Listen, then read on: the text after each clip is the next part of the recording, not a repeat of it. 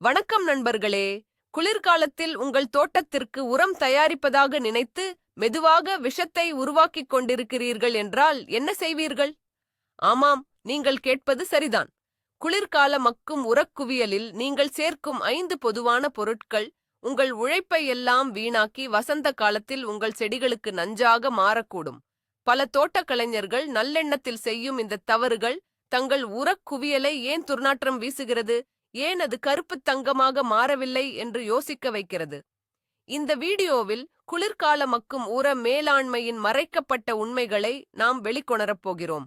இந்த 5 ஆபத்தான பொருட்களைப் பற்றியும் அவை ஏன் உங்கள் உரக்குவியலுக்கு தீங்கு விளைவிக்கின்றன என்பதையும் அதற்கு பதிலாக நீங்கள் என்ன செய்ய வேண்டும் என்பதையும் விரிவாகக் காண்போம். உங்கள் குளிர்கால உரத்தை ஒரு சக்தி வாய்ந்த உரமாக மாற்றுவதற்கான ரகசியங்களை தெரிந்து கொள்ள தயாராகுங்கள். முதலில் குளிர்கால மக்கும் உரத்திற்கும் கோடைக்கால மக்கும் உரத்திற்கும் உள்ள அடிப்படை வித்தியாசத்தை நாம் புரிந்து கொள்ள வேண்டும். கோடை காலத்தில் சூரியனின் வெப்பம், அதிக சுற்றுப்புற வெப்பநிலை மற்றும் நுண்ணுயிரிகளின் தீவிரமான செயல்பாடு காரணமாக மக்கும் செயல்முறை வேகமாக நடைபெறுகிறது. உங்கள் உரக்குவியல் எளிதில் 60 முதல் 70 டிகிரி செல்சியஸ் வெப்பநிலையை அடையும். இந்த உயர் வெப்பநிலை களை விதைகள், நோய்க்கிருமிகள் மற்றும் தீங்கு விளைவிக்கும் பாக்டீரியாக்களை அழிக்க உதவுகிறது. ஆனால் குளிர்காலத்தில் நிலைமை முற்றிலும் வேறுபட்டது. வெப்பநிலை குறையும் போது மக்கும் செயல்முறையை செய்யும் நுண்ணுயிரிகளின் செயல்பாடு பல்லாயிரம் மடங்கு குறைகிறது. அவை இறந்து விடுவதில்லை, ஆனால் ஒருவிதமான உறக்க நிலைக்குச் சென்று விடுகின்றன. இதன் காரணமாக உரக்குவியல் போதுமான வெப்பத்தை உருவாக்குவதில்லை. இதுவே குளிர் மக்கும் முறை என்று அழைக்கப்படுகிறது. இந்த மெதுவான குளிர்ச்சியான சூழலில்தான் நாம் மிகவும் கவனமாக இருக்க வேண்டும். கோடையில் எளிதில் மக்கும் பொருட்கள் குளிர்காலத்தில் சரியாகச் சிதையாமல் அழுகி காற்றில்லா நிலைகளை உருவாக்கி தீங்கு விளைவிக்கும் பாக்டீரியாக்களின் கூடாரமாக மாறிவிடுகின்றன. எனவே குளிர்காலத்தில் நாம் உரக்குவியலில் எதை போடுகிறோம் என்பதில் கூடுதல் கவனம் தேவை. நாம் செய்யும் முதல் மற்றும் மிகவும் பொதுவான தவறு மாமிசம், மீன், எலும்புகள் மற்றும் பால் பொருட்களை குளிர்கால ஊரக்குவியலில் சேர்ப்பது. சமையலறையில் இருந்து வரும் அனைத்து கழிவுகளையும் ஒரே இடத்தில் கொட்டுவது எளிதாகத் தோன்றலாம். இறைச்சித் துண்டுகள், மீன் முட்கள், பழைய பாலாடை கட்டி அல்லது தயிர் போன்றவற்றை ஊரக்குவியலில் போடுவதால் என்ன பெரிய தீங்கு வந்துவிடப் போகிறது என்று நீங்கள் நினைக்கலாம். கோடை காலத்தில் கூட இவற்றைச் சேர்ப்பது பரிந்துரைக்கப்படுவதில்லை. ஆனால் குளிர்காலத்தில் இது ஒரு பேரழிவிற்கு வழிவகுக்கும். காரணம், இந்த உயர் புரதப் பொருட்கள் சிதைவதற்கு அதிக வெப்பநிலை தேவை. குளிர்காலத்தின் உறைய வைக்கும் குளிரில் இந்த பொருட்கள் மக்குவதற்கு பதிலாக அழுகத் தொடங்குகின்றன. இந்த அழுகல் செயல்முறை துர்நாற்றத்தை ஏற்படுத்துவதோடு மட்டுமல்லாமல் மிகவும் ஆபத்தான விளைவுகளையும் ஏற்படுத்துகிறது. இது உங்கள் உரக்குவியலின் முழு சமநிலையையும் சீர்குலைத்து நன்மை செய்யும் நுண்ணுயிரிகளுக்கு பதிலாக தீங்கு விளைவிக்கும் நுண்ணுயிரிகளை ஈர்க்கிறது. இது உங்கள் தோட்டத்திற்கு ஊட்டமளிக்கும் ஒரு வளமாக இருக்க வேண்டியதை ஒரு துர்நாற்றம் வீசும் குப்பை கிடங்காக மாற்றுவதற்கான முதல் படியாகும். இப்போது இதன் பின்னணியில் உள்ள அறிவியலை பற்றி பார்ப்போம். மக்கும் உரம் என்பது ஆக்சிஜன் தேவைப்படும் ஏரோபிக் பாக்டீரியாக்களின் செயல்பாடாகும். இந்த நல்ல பாக்டீரியாக்கள் கரிமப் பொருட்களை உடைத்து வெப்பம், கார்பன் டை ஆக்சைடு மற்றும் வளமான மட்கு ஆகியவற்றை உருவாக்குகின்றன. ஆனால் நீங்கள் இறைச்சி மற்றும் பால் பொருட்களை குளிர்கால ஊரக்குவியலில் சேர்க்கும்போது நிலைமை தலைகீழாக மாறுகிறது. இந்த பொருட்கள் மிக அடர்த்தியாகவும் ஈரப்பதமாகவும் இருப்பதால் அவை உரக்குவியலில் ஆக்சிஜன் செல்வதை தடுக்கின்றன. இது காற்றில்லா, அதாவது அனரோபிக் சூழலை உருவாக்குகிறது. இந்த ஆக்சிஜன் இல்லாத சூழலில் அனரோபிக் பாக்டீரியாக்கள் ஆதிக்கம் செலுத்தத் தொடங்குகின்றன. இவைதான் அழுகும் செயல்முறைக்கு காரணம். இந்த பாக்டீரியாக்கள் ஹைட்ரஜன் சல்பைடு, அழுகிய முட்டையின் நாற்றம் மற்றும் அம்மோனியா போன்ற வாயுக்களை வெளியிடுகின்றன. இந்த வாயுக்கள் பயங்கரமான துர்நாற்றத்தை ஏற்படுத்துவதோடு மட்டுமல்லாமல் உங்கள் உரக்குவியலில் உள்ள மதிப்புமிக்க நைட்ரஜனையும் வெளியேற்றுகின்றன. இதன் விளைவாக உங்கள் உரம் அதன் முக்கிய ஊட்டச்சத்துக்களில் ஒன்றை இழக்கிறது. சுருக்கமாகச் சொன்னால், நீங்கள் நன்மை செய்யும் நுண்ணுயிரிகளின் இராணுவத்தை பட்டினி போட்டு தீங்கு விளைவிக்கும் எதிரிப் படைகளுக்கு விருந்தளிக்கிறீர்கள். இதன் நடைமுறை விளைவுகள் மிகவும் மோசமானவை. குளிர்காலத்தில் உணவு பற்றாக்குறையால் தவிக்கும் விலங்குகளுக்கு உங்கள் உரக்குவியல் ஒரு திறந்த அழைப்பிதழாக மாறிவிடும். எலிகள், பெருச்சாளிகள், ரக்கூன்கள் மற்றும் தெரு நாய்கள் போன்ற விலங்குகள் இறைச்சி மற்றும் கொழுப்பின் வாசனையால் ஈர்க்கப்படும். இந்த விலங்குகள் உங்கள் உரக்குவியலை கிளறி குப்பைகளை பரப்பி சுகாதாரமற்ற சூழலை உருவாக்கும். மேலும் அவை தங்கள் சாத நோய்களையும் கொண்டு வரக்கூடும். துர்நாற்றம் என்பது மற்றொரு பெரிய பிரச்சனை. இது உங்கள் வீட்டிற்கு அருகில் இருந்தால் ஜன்னல்களை திறக்க முடியாத அளவிற்கு நிலைமை மோசமாகிவிடும். மேலும் உங்கள் அண்டை வீட்டாருக்கும் இது தொந்தரவாக அமையும். மிக முக்கியமாக, குளிர்கால ஊரக்குவியல் போதுமான வெப்பத்தை உருவாக்காததால் இறைச்சியில் இருக்கும் சால்மோனெல்லா, ஈ. கோலை போன்ற ஆபத்தான நோய்க்கிருமிகள் உயிர்வாழ வாய்ப்புள்ளது. நீங்கள் இந்த உரத்தை வசந்த காலத்தில் உங்கள் காய்கறித் தோட்டத்தில் பயன்படுத்தும்போது இந்த நோய்க்கிருமிகள் உங்கள் உணவில் கலந்து கடுமையான உடல்நலப் பிரச்சினைகளை ஏற்படுத்தக்கூடும். இது ஒரு சிறிய தவறு போலத் தோன்றினாலும் அதன் விளைவுகள் உங்கள் ஆரோக்கியம் மற்றும் உங்கள் தோட்டத்தின் ஆரோக்கியம் இரண்டையும் பாதிக்கக்கூடும். அப்படியானால் இந்த இறைச்சி மற்றும் பால் கழிவுகளை என்ன செய்வது? சிறந்த மற்றும் பாதுகாப்பான வழி அவற்றை உங்கள் வழக்கமான வீட்டு குப்பையுடன் அகற்றுவதுதான். சில நகராட்சிகளில் இதற்கென ரெயின் பச்சை நிற குப்பைத் தொட்டிகள் உள்ளன. அவற்றை பயன்படுத்தலாம். உங்கள் உரக்குவியலுக்கு புரதச்சத்து வேண்டுமானால் அதற்கு பாதுகாப்பான மாற்று வழிகள் உள்ளன. பயன்படுத்தப்பட்ட காஃபி தூள் ஒரு சிறந்த நைட்ரஜன் மூலமாகவும் இது விலங்குகளை ஈர்க்காது மற்றும் மெதுவாக உடைந்து உரத்திற்கு வளம் சேர்க்கும். அதேபோல் முட்டை ஓடுகளை நன்கு நசுக்கி சேர்க்கலாம். இது கால்சியத்தை வழங்கும். முக்கிய விஷயம் என்னவென்றால், குளிர்காலத்தில் உங்கள் உரக்குவியலை முடிந்தவரை எளிமையாகவும் சுத்தமாகவும் வைத்திருப்பதுதான். விலங்குகளை ஈர்க்கும், நோய்களை பரப்பும் மற்றும் துர்நாற்றத்தை உருவாக்கும் எதையும் தவிர்ப்பது அவசியம். உங்கள் கவனம் சுத்தமான தாவர அடிப்படையிலான கழிவுகளில் மட்டுமே இருக்க வேண்டும். இந்த ஒரு சிறிய மாற்றத்தை செய்வதன் மூலம் உங்கள் குளிர்கால உரக்குவியல் ஆரோக்கியமாகவும் பாதுகாப்பாகவும் திறமையாகவும் இருப்பதை நீங்கள் உறுதி செய்யலாம். நாம் தவிர்க்க வேண்டிய இரண்டாவது ஆபத்தான பொருள் எண்ணெய், கொழுப்பு மற்றும் கிரீஸ் நிறைந்த உணவுகள். சமையலில் பயன்படுத்திய எண்ணெய், சாலட் ட்ரெஸ்ஸிங், கொழுப்பு நிறைந்த இறைச்சிக் குழம்பு அல்லது வெண்ணெய் தடவிய ரொட்டித் துண்டுகள் போன்றவற்றை உரக்குவியலில் சேர்ப்பது ஒரு பெரிய தவறாகும். இவை கரிமப் பொருட்கள்தானே, அதனால் மக்கிவிடும் என்று நாம் நினைக்கலாம். ஆனால் உண்மை அதுவல்ல. எண்ணெய் மற்றும் கொழுப்பு உங்கள் உரக்குவியலின் அமைதியான கொலையாளிகள். அவை மற்ற பொருட்களைப் போல சிதைவதில்லை. மாறாக அவை ஒரு நீர்ப்புகா அடுக்கை உருவாக்குகின்றன. இந்த மெல்லிய எண்ணெய் அடுக்கு மற்ற கரிமப் பொருட்களின் மீது ஒரு ஹோடிகை போல படிந்து வாத்துக்குத் தேவையான காற்று மற்றும் நீர் செல்வதை தடுக்கிறது. மக்கும் செயல்முறைக்கு நுண்ணுயிரிகளுக்கு ஆக்சிஜன் மற்றும் ஈரப்பதம் இரண்டும் மிக அவசியம். எண்ணெய் இந்த இரண்டையும் தடுக்கும்போது முழு மக்கும் செயல்முறையும் ஸ்தம்பித்து விடுகிறது. இது உங்கள் உரக்குவியலின் இதயத் துடிப்பை நிறுத்துவது போன்றது. நுண்ணுயிரிகள் மூச்சுத் திணறி இறக்கத் தொடங்குகின்றன. இதன் சேதப்படுத்தும் வழிமுறையை இன்னும் ஆழமாக பார்ப்போம். உங்கள் உரக்குவியல் என்பது மில்லியன் கணக்கான நுண்ணுயிரிகள் வாழும் ஒரு சுவாசிக்கும் சுற்றுச்சூழல் அமைப்பு என்று கற்பனை செய்து பாருங்கள். நீங்கள் எண்ணெயை சேர்க்கும்போது நீங்கள் அந்த அமைப்பின் மீது ஒரு பிளாஸ்டிக் விரிப்பை விரிப்பது போலாகும். எண்ணெய் மூலக்கூறுகள் நீரை விரட்டும் தன்மை கொண்டவை, ஹைட்ரோபோபிக். எனவே அவை தண்ணீரை உள்ளே செல்ல அனுமதிக்காது.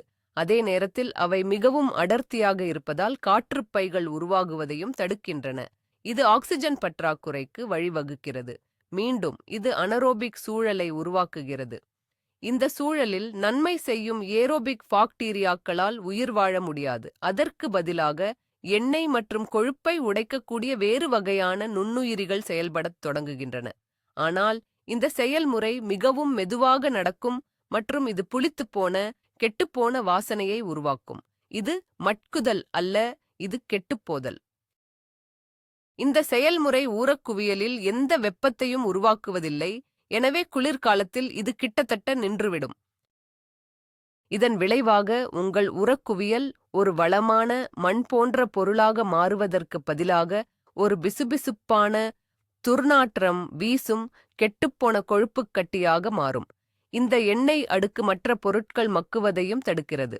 வசந்த காலம் வரும்போது நீங்கள் உரக்குவியலைத் திறந்தால் நீங்கள் சேர்த்த காய்கறி துண்டுகள் மற்றும் இலைகள் அப்படியே சிதையாமல் ஒருவிதமான எண்ணெய் பூச்சுடன் இருப்பதைக் காண்பீர்கள். இந்த கெட்டுப்போன கொழுப்பு ரான்சிட் ஃபேட் ஒருவிதமான அமிலங்களை உருவாக்குகிறது. இது மண்ணின் பிஎஸ் சமநிலையை பாதிக்கும். நீங்கள் இந்த பாதி மக்கிய பொருளை உங்கள் தோட்டத்தில் சேர்த்தால் அது மண்ணின் கட்டமைப்பையே பாதிக்கும். அது மண்ணை நீர்ப்புகாத் தன்மை கொண்டதாக மாற்றி செடிகளின் வேர்களுக்கு நீர் மற்றும் காற்று செல்வதை தடுக்கும்.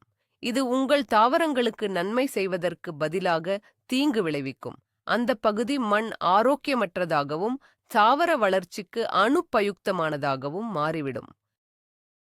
சுருக்கமாகச் சொன்னால், உங்கள் உழைப்பு முழுவதும் வீணாகி உங்கள் தோட்டத்திற்கு ஒரு புதிய பிரச்சனையை நீங்களே உருவாக்கியிருப்பீர்கள். அப்படியானால் பயன்படுத்திய சமையல் எண்ணெயை என்ன செய்வது? அதை ஒருபோதும் சிங்கில் ஊற்றக்கூடாது. அது வடிகால்களை அடைத்துவிடும். சிறந்த வழி அதை ஒரு மூடியுள்ள பாட்டிலில் சேகரித்து உங்கள் உள்ளூர் கழிவு மேலாண்மை மையத்தில் கொடுப்பதுதான். பல இடங்களில் சமையல் எண்ணெயை மறுசுழற்சி செய்கிறார்கள். ஒரு சிறிய அளவு எண்ணெய், அதாவது நீங்கள் ஒரு பேப்பர் டவலை கொண்டு துடைத்த எண்ணெய் அல்லது காய்கறிகளில் இருக்கும் சிறிய அளவு எண்ணெய் உங்கள் உரக்குவியலுக்கு பெரிய பாதிப்பை ஏற்படுத்தாது. ஆனால் ஒருபோதும் திரவ எண்ணெயை நேரடியாக ஊற்றக்கூடாது. உங்கள் உரக்குவியலை எண்ணெய் மற்றும் கொழுப்பிலிருந்து பாதுகாப்பது அதன் ஆரோக்கியமான சுவாசத்தை உறுதி செய்வதற்கு சமம். சுத்தமான தாவர அடிப்படையிலான கழிவுகளை மட்டுமே சேர்ப்பதன் மூலம் உங்கள் உரக்குவியல் ஆக்சிஜன் நிறைந்து நன்மை செய்யும் நுண்ணுயிரிகளின் மகிழ்ச்சியான இல்லமாக இருப்பதை உறுதி செய்யலாம். இதுவே வளமான கருப்புத் தங்கத்தை உருவாக்குவதற்கான திறவுகோலாகும். நாம் செய்யும் மூன்றாவது பெரிய தவறு நோய்வாய்ப்பட்ட தாவரங்களை உரக்குவியலில் சேர்ப்பது. கடந்த பருவத்தில் பூஞ்சை நோய் தாக்கிய தக்காளி செடிகள், சாம்பல் நோய், பவுடரி மில்டியூ பாதித்த வெள்ளரி கொடிகள் அல்லது இலைகளில் கரும்புள்ளிகள் கொண்ட ரோஜா செடிகளின் கிளைகள் போன்றவற்றை வெட்டி உரக்குவியலில் போடுவது மிகவும் எளிதாகத் தோன்றலாம். அவை தாவரங்கள்தானே, மக்கிவிடும் என்று நாம் நினைக்கிறோம். ஆனால் இது உங்கள் தோட்டத்திற்கு நீங்களே வைக்கும் ஒரு டைம் பாம் போன்றது. தாவர நோய்களை உண்டாக்கும் பூஞ்சைகளின் ஸ்போர்கள், பாக்டீரியாக்கள் மற்றும் வைரஸ்கள் மிகவும் கடினமானவை. அவை குளிர்காலத்தின் கடுங்குளிரை எளிதில் தாங்கி உயிர் வாழும் திறன் கொண்டவை. அவை உரக்குவியலில் மக்குவதில்லை, மாறாக உறக்க நிலைக்குச் சென்று சரியான சூழலுக்காக காத்திருக்கின்றன. இந்த செயல்முறை ஒரு எதிரி படையை உங்கள் கோட்டைக்குள் நீங்களே வரவேற்பது போன்றது. இங்கேதான் குளிர் மக்கும் முறை மற்றும் சூடான மக்கும் முறை ஆகியவற்றுக்கு இடையேயான முக்கிய வேறுபாட்டை நாம் மீண்டும் நினைவில் கொள்ள வேண்டும். ஒரு சரியான சூடான மக்கும் முறையில் உரக்குவியலின் வெப்பநிலை 60 முதல் 70 டிகிரி செல்சியஸை எட்டும். இந்த உயர் வெப்பநிலை ஒரு பாஸ்டோரைசேஷன் செயல்முறை போல செயல்பட்டு பெரும்பாலான நோய்க்கிருமிகள், பூச்சிகளின் முட்டைகள் மற்றும் களை விதைகளை அழித்துவிடும். ஆனால் குளிர்காலத்தில் உங்கள் உரக்குவியல் இந்த வெப்பநிலையை அடைவது கிட்டத்தட்ட சாத்தியமற்றது. வெப்பநிலை 0க்கு அருகில் இருக்கும்போது மக்கும் செயல்முறை மிகவும் மெதுவாக நடக்கும். இந்த குளிர்ச்சியான, ஈரமான சூழல் நோய்க்கிருமிகள் உயிர் வாழ்வதற்கு ஏற்றதாக இருக்கிறது. பூஞ்சை ஸ்போர்கள் மற்றும் பாக்டீரியாக்கள் சிதைந்து போகாமல் உரக்குவியலில் உள்ள மற்ற கரிமப் பொருட்களுடன் கிளீசி வசந்த காலத்திற்காக காத்திருக்கும். அவை ஒருவிதமான பாதுகாப்பான குளிர்கால உறக்கத்தில் இருக்கும். இதன் விளைவு என்ன தெரியுமா? வசந்த காலத்தில் உங்கள் உரக்குவியல் பார்க்க நன்றாக கருப்பாக மண் போலத் தோன்றலாம். நீங்கள் மகிழ்ச்சியுடன் அதை எடுத்து உங்கள் புதிய நாற்றுகள் மற்றும் காய்கறி பாத்திகளில் பரப்புவீர்கள். ஆனால் நீங்கள் பரப்புவது ஊட்டச்சத்துக்கள் நிறைந்த உரத்தை மட்டுமல்ல, கடந்த ஆண்டின் நோய் கிருமிகள் நிறைந்த ஒரு கலவையும் தான். மண் சூடாகி ஈரப்பதம் கிடைத்தவுடன் உரக்குவியலில் உறங்கிக் கொண்டிருந்த அந்த நோய் கிருமிகள் மீண்டும் உயிர் பெற்று உங்கள் புதிய ஆரோக்கியமான செடிகளை தாக்கத் தொடங்கும். கடந்த ஆண்டு உங்கள் தக்காளி செடிகளை அழித்த அதே பிளைட் நோய் இந்த ஆண்டும் உங்கள் முழு தக்காளி தோட்டத்தையும் அழித்துவிடும். நீங்கள் நோயை ஒழிப்பதற்கு பதிலாக அதை உங்கள் தோட்டம் முழுவதும் பரப்புகிறீர்கள். இது மிகவும் ஏமாற்றமளிக்கும் மற்றும் மனச்சோர்வூட்டும் அனுபவமாக இருக்கும். உங்கள் கடின உழைப்பு அனைத்தும் இந்த ஒரு சிறிய தவறால் வீணாகிவிடும். இதற்கான பாதுகாப்பான நடைமுறை என்ன? நோய்வாய்ப்பட்ட தாவரங்களை ஒருபோதும் உரக்குவியலில் சேர்க்காதீர்கள். இது ஒரு பொன்னான விதி. நோய்வாய்ப்பட்ட தாவர பாகங்களை வெட்டியவுடன் அவற்றை உடனடியாக அப்புறப்படுத்த வேண்டும். அவற்றை எரிப்பது ஒரு சிறந்த வழி, உங்கள் பகுதியில் அது அனுமதிக்கப்பட்டால். நெருப்பு அனைத்து நோய் கிருமிகளையும் முற்றிலும் அழித்துவிடும். இல்லையெனில் அவற்றை ஒரு பையில் போட்டு உங்கள் வீட்டு குப்பையுடன் அப்புறப்படுத்துங்கள். இது அந்த நோய் கிருமிகள் உங்கள் தோட்டத்திற்கு திரும்புவதை தடுக்கும். எப்போதும் உங்கள் உரக்குவியலை ஆரோக்கியமான பொருட்களுடன் தொடங்குங்கள். ஆரோக்கியமான இலைகள், காய்கறித் துண்டுகள் மற்றும் பிற தாவரக் கழிவுகளை மட்டுமே பயன்படுத்துங்கள். ஒரு ஆரோக்கியமான உரக்குவியல் ஆரோக்கியமான மண்ணை உருவாக்கும். ஆரோக்கியமான மண் ஆரோக்கியமான தாவரங்களை உருவாக்கும். இந்த எஸ்ஆர்எல்லமான விதியை பின்பற்றுவதன் மூலம் உங்கள் தோட்டத்தை நோய்களிலிருந்து பாதுகாத்து வளமான அறுவடையை உறுதி செய்யலாம். 4வதாக நாம் செய்யும் தவறு அதிகப்படியான மர சாம்பலை உரக்குவியலில் சேர்ப்பது. குளிர்காலத்தில் நெருப்பிடம் ஃபயர்பிளேஸ் அல்லது விறகு அடுப்புகளை பயன்படுத்துவது பொதுவானது. இதனால் நமக்கு புழுக்க மர சாம்பல் கிடைக்கிறது. சாம்பல் ஒரு இயற்கையான பொருள். அதில் பொட்டாசியம் மற்றும் கால்சியம் போன்ற தாதுக்கள் உள்ளன. எனவே அதை உரக்குவியலில் சேர்ப்பது நல்லது என்று தோன்றும். ஒரு சிறிய அளவு சாம்பல் நன்மை பயக்கும் என்பது உண்மைதான். ஆனால் அளவுக்கு மிஞ்சினால் அமிர்தமும் நஞ்சு என்ற பழமொழி இங்கே கச்சிதமாக பொருந்தும். அதிகப்படியான மர சாம்பலைச் சேர்ப்பது உங்கள் உரக்குவியலின் வேதியியல் சமநிலையை பூயூர்டிகா சீர்குலைத்து மக்கும் செயல்முறையையே நிறுத்திவிடும். இது நன்மை செய்யப்போய் தீமை செய்வதாகிவிடும். குறிப்பாக குளிர்காலத்தில் இந்த தவறு எளிதில் நடந்துவிடும். ஏனெனில் சாம்பல் அதிகமாக கிடைக்கிறது மற்றும் அதை அப்புறப்படுத்த உரக்குவியல் ஒரு எளிதான இடமாகத் தெரிகிறது. இதன் பின்னணியில் உள்ள வேதியியல் பிரச்சனை என்னவென்றால், மர சாம்பல் மிகவும் காரத்தன்மை ஆல்கலைன் கொண்டது. அதன் pH மதிப்பு 10 முதல் 12 வரை இருக்கும். ஆனால் மக்கும் செயல்முறையைச் செய்யும் நன்மை தரும் நுண்ணுயிரிகள் நடுநிலையான அல்லது சற்று அமிலத்தன்மை கொண்ட சூழலில்தான் pH 6.0 முதல் 7.5 வரை சிறப்பாகச் செயல்படும். நீங்கள் அதிக அளவு காரத்தன்மை கொண்ட சாம்பலை ஊரக்குவியலில் கொட்டும்போது நீங்கள் அந்த நுண்ணுயிரிகளின் வாழ்விடத்தை திடீரென்று மாற்றுகிறீர்கள். இது ஒரு நன்னீர் மீனை எடுத்து உப்பு நீரில் விடுவது போன்றது. அந்த நுண்ணுயிரிகளால் இந்த திடீர் pH மாற்றத்தை தாங்க முடியாது. அவை இறந்துவிடும் அல்லது செயலற்றதாகிவிடும். நுண்ணுயிரிகள் இல்லாமல் மக்கும் செயல்முறை நடக்காது. உங்கள் உரக்குவியல் வெறும் கழிவுகளின் குவியலாகவே இருக்கும். அது ஒருபோதும் வளமான உரமாக மாறாது. இதன் விளைவுகள் பல. முதலாவதாக, மக்கும் செயல்முறை நின்றுவிடும். உங்கள் உரக்குவியல் வெப்பத்தை உருவாக்காது, மேலும் சிதைவடையாது. இரண்டாவதாக, ஒரு வேதியியல் வினை ஏற்படும். சாம்பலில் உள்ள அதிக காரத்தன்மை உரக்குவியலில் உள்ள நைட்ரஜன் நிறைந்த பொருட்களுடன் வினை புரிந்து நைட்ரஜனை அம்மோனியா வாயுவாக மாற்றுகிறது. இந்த அம்மோனியா வாயு காற்றில் கலந்துவிடும். இதன் பொருள், உங்கள் உரத்தின் மிக முக்கியமான ஊட்டச்சத்துக்களில் ஒன்றான நைட்ரஜனை நீங்கள் இழக்கிறீர்கள். உங்கள் உரம் சத்தற்றதாகிவிடும். மூன்றாவதாக, நீங்கள் இந்த அதிக காரத்தன்மை கொண்ட உரத்தை உங்கள் தோட்டத்தில் பயன்படுத்தினால் அது மண்ணின் pH ஐயும் அதிகரித்துவிடும். பெரும்பாலான தாவரங்கள் நடுநிலையான அல்லது சற்று அமிலத்தன்மை கொண்ட மண்ணையே விரும்புகின்றன. அதிக காரத்தன்மை கொண்ட மண் தாவரங்கள் மண்ணிலிருந்து ஊட்டச்சத்துக்களை உறிஞ்சுவதை தடுக்கும். இது நியூட்ரியன்ட் லாக்அவுட் என்று அழைக்கப்படுகிறது. உங்கள் செடிகள் இரும்பு, மாங்கனீசு மற்றும் துத்தநாகம் போன்ற நுண்ணூட்டச்சத்துக்களை பெற முடியாமல் மஞ்சள் நிற இலைகளுடன் வளர்ச்சி குன்றி காணப்படும். உங்கள் உரம் செடிகளுக்கு உணவளிப்பதற்கு பதிலாக வாத்திக்கு விஷமாகிவிடும். அப்படியானால் சாம்பலை சரியாக பயன்படுத்துவது எப்படி? மிதமான பயன்பாடு என்பதே முக்கிய விதி. சாம்பலை உரக்குவியலில் சேர்க்க விரும்பினால் அதை மிக மெல்லிய அடுக்காக தூவ வேண்டும். ஒரு பெரிய குவியலாக ஒரே இடத்தில் கொட்டக்கூடாது. ஒரு மெல்லிய தூறல் போல தூவி அதை மற்ற பொருட்களுடன் நன்கு கலக்க வேண்டும்.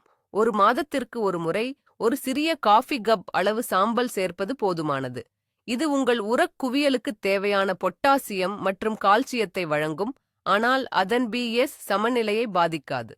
மேலும் வர்ணம் பூசப்பட்ட, அழுத்தம் கொடுக்கப்பட்ட, பிரஷர் ட்ரீட்டட் அல்லது எந்தவிதமான ரசாயனங்கள் கலந்த மரத்தின் சாம்பலையும் ஒருபோதும் பயன்படுத்தக்கூடாது. அதில் நச்சுப் பொருட்கள் இருக்கலாம். தூய்மையான எரிக்கப்பட்ட மரத்தின் சாம்பலை மட்டுமே மிகவும் குறைந்த அளவில் கவனமாக பயன்படுத்த வேண்டும். இந்த விதியை பின்பற்றுவது உங்கள் ஊரக்குவியல் மற்றும் உங்கள் மண் இரண்டையும் பாதுகாக்கும். இறுதியாக, நாம் செய்யும் 5வது மற்றும் மிக அடிப்படையான தவறு பச்சை மற்றும் பழுப்பு பொருட்களின் விகிதத்தை சரியாக பராமரிக்க தவறுவது. இது அனைத்து மக்கும் உரத் தயாரிப்பின் அடித்தளமாகவும், ஆனால் குளிர்காலத்தில் இது இன்னும் முக்கியத்துவம் பெறுகிறது. பச்சை பொருட்கள் என்பவை நைட்ரஜன் நிறைந்த ஈரமான கழிவுகள். உதாரணத்திற்கு சமையலறை காய்கறி கழிவுகள், பழத்தோல்கள், காபித்தூள் மற்றும் புல்வெளிக் கழிவுகள். பழுப்பு பொருட்கள் என்பவை கார்பன் நிறைந்த உலர்ந்த கழிவுகள். உதாரணத்திற்கு காய்ந்த இலைகள், மரக்கிளைகள், காகித அட்டை மற்றும் மரத்தூள். ஒரு ஆரோக்கியமான உரக்குவியலுக்கு இந்த 2 வகையான பொருட்களும் சரியான விகிதத்தில் தேவை. பச்சை பொருட்கள் நுண்ணுயிரிகளுக்கு புரதத்தையும் பழுப்பு பொருட்கள் ஆற்றலையும் வழங்குகின்றன. இந்த சமநிலைதான் மக்கும் செயல்முறையை இயக்குகிறது. குளிர்காலத்தில் ஏற்படும் குறிப்பிட்ட பிரச்சனை என்னவென்றால், இந்த சமநிலை எளிதில் சீர்குலைந்துவிடும். குளிர்காலத்தில் நமது சமையலறைகளிலிருந்து பச்சை கழிவுகள் தொடர்ந்து வந்து கொண்டே இருக்கும். ஆனால் பழுப்பு பொருட்களின் வரத்து குறைந்துவிடும். இலையுதிர் காலத்தில் கிடைத்த காய்ந்த இலைகள் அனைத்தும் தீர்ந்து போயிருக்கும். புல்வெளிகளை வெட்டுவதும் இருக்காது. இதனால் நாம் தொடர்ந்து பச்சை கழிவுகளை மட்டுமே உரக்குவியலில் சேர்த்துக்கொண்டே இருப்போம். இதன் விளைவாக உரக்குவியல் மிகவும் ஈரமாக, அடர்த்தியாக மற்றும் நைட்ரஜன் அதிகமாக உள்ளதாக மாறிவிடும். இதில் போதுமான கார்பன், பழுப்பு பொருட்கள் இல்லாததால் நுண்ணுயிரிகளால் இந்த நைட்ரஜனை சரியாக பயன்படுத்த முடியாது. மேலும் அடர்த்தியான, ஈரமான பச்சை கழிவுகள் காற்றுப்பைகளை அடைத்து மீண்டும் ஒரு காற்றில்லா அனெரோபிக் சூழலை உருவாக்குகின்றன.